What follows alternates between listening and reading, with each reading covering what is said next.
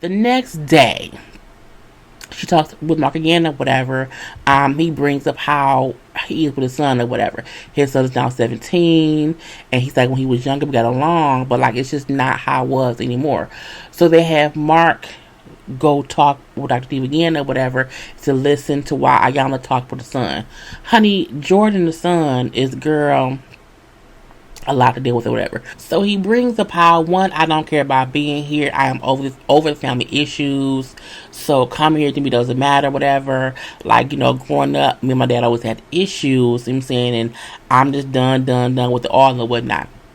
And he said he figured out his father would not change, because he would continue to be the same asshole he was, and so I don't care anymore. He brings up how he modeled his manhood after himself. She's like, well, how could you model manhood after yourself if you don't know what being a man like? Why would you not, model your dad? Like, why would I do that? He's not a good person. Like, he is an asshole. He's mean. Like, he isn't a good father. So why would I model myself after him?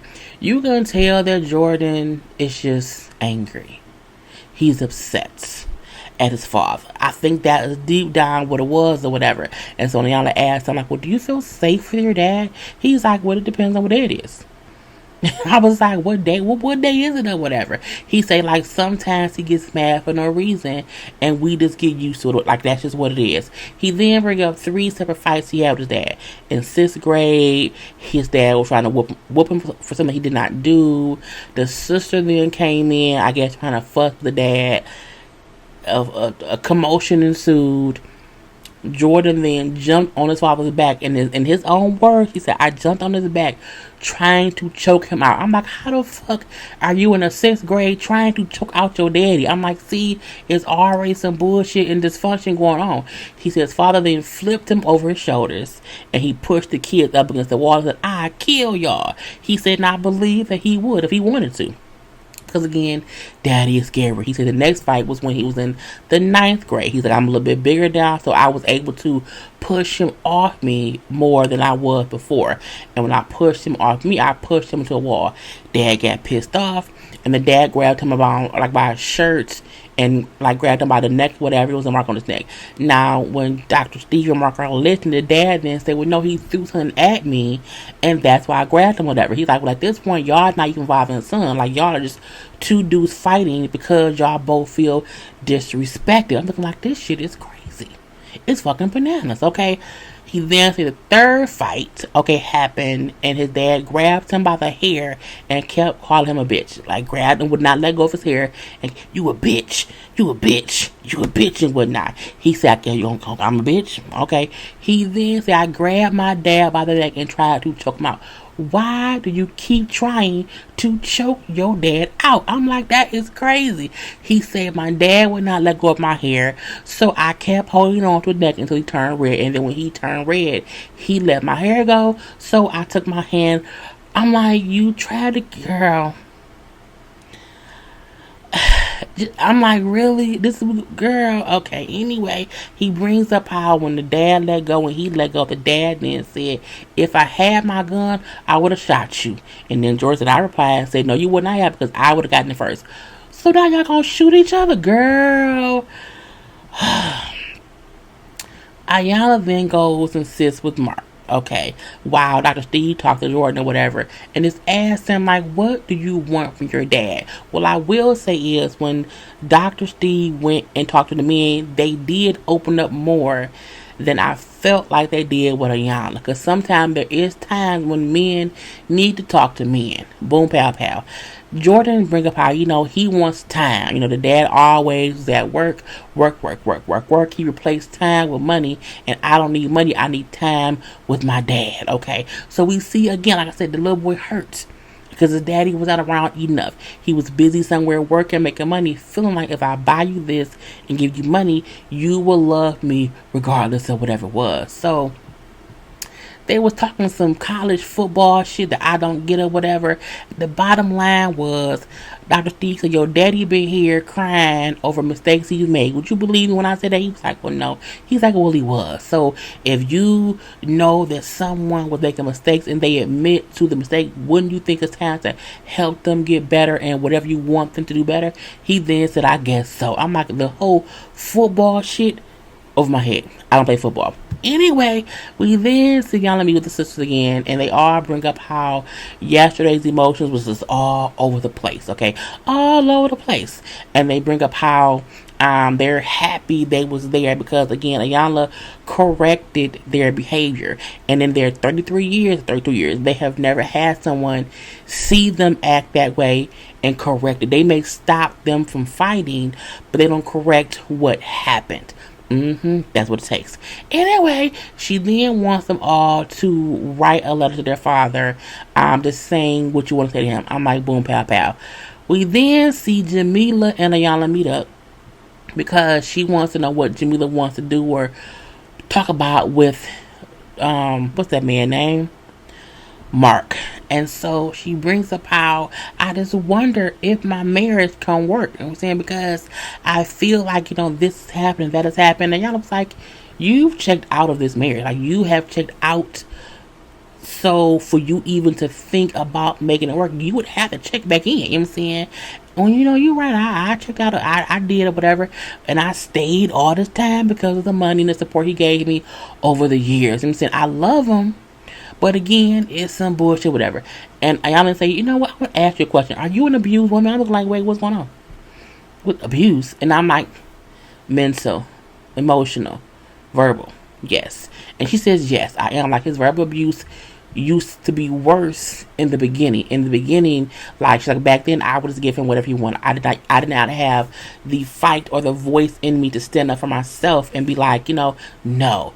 She said, but now, like, I pick and choose which battles I want to use the little bit of voice I have to fight with him. I'm like, And Iyanla point like, you have allowed your kids to see him treat you that way, and that's why they don't respect him.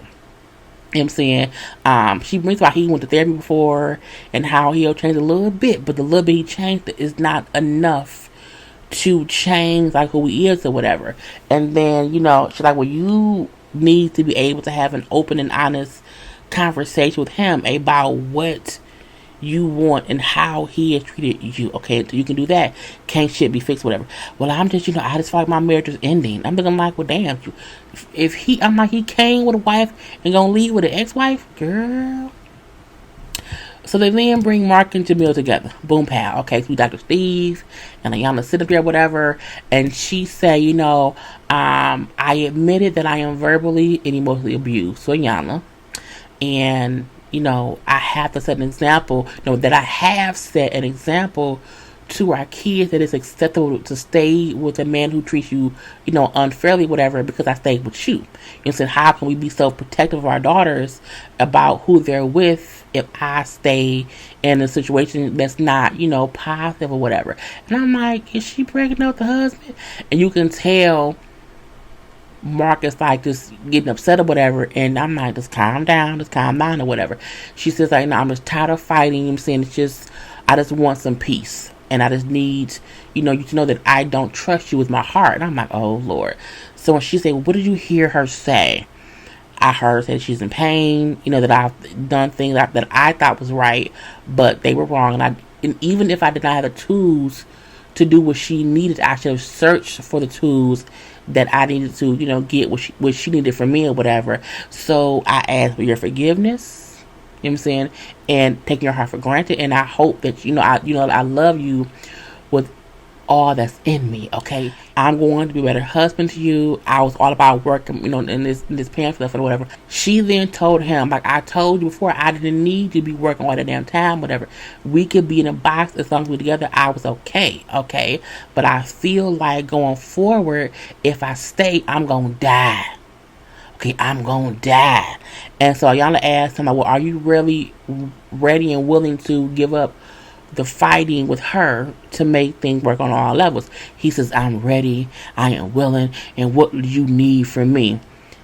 And she replied, I'm not sure I have the capability to support you how you need to be supported. And I don't feel like we need to be together. I need you to let me go. She then gets up and she goes and cries in another room. And I'm looking like, Lord, that man has lost his wife. I think he's going to be pissed or whatever. So we had that whole thing. The next day, Iyanla meets with Mark. She met with Jamil. Dr. Steve met with Mark. Mainly because they weren't supposed to be talking. But Mark contacted Jamil and was upset because they had a private, secret agreements about, things they would not say on camera. And then Jamil brought up on camera divorce or them not being together, which made Mark pissed off, whatever. She brings up how Mark texted her upset about her saying, like, I need space to not be with you, whatever, and that they had discussed divorce before, but had agreed to not discuss it or just not discuss them not being together on the show.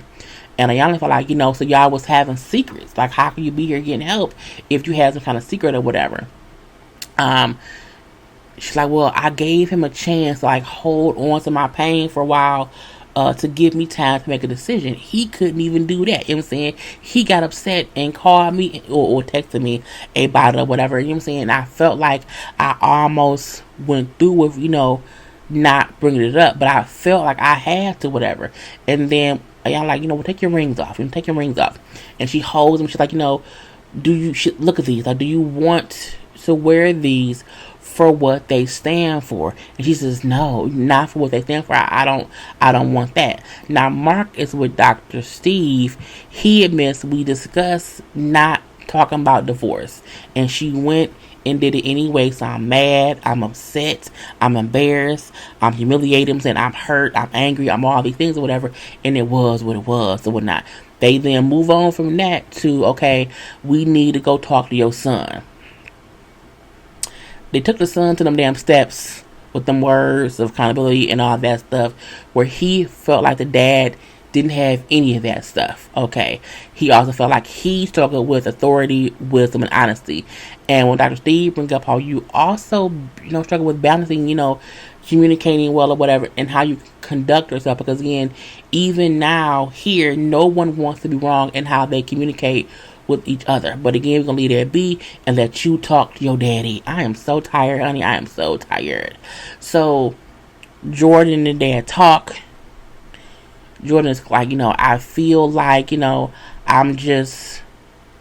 I want time from him. You know what I'm saying? And I want him to know that's what I need the most of all. And what we like was Mark first said to him, I want you to know my demeanor and how I look has nothing to do with you. It's been a rough couple days.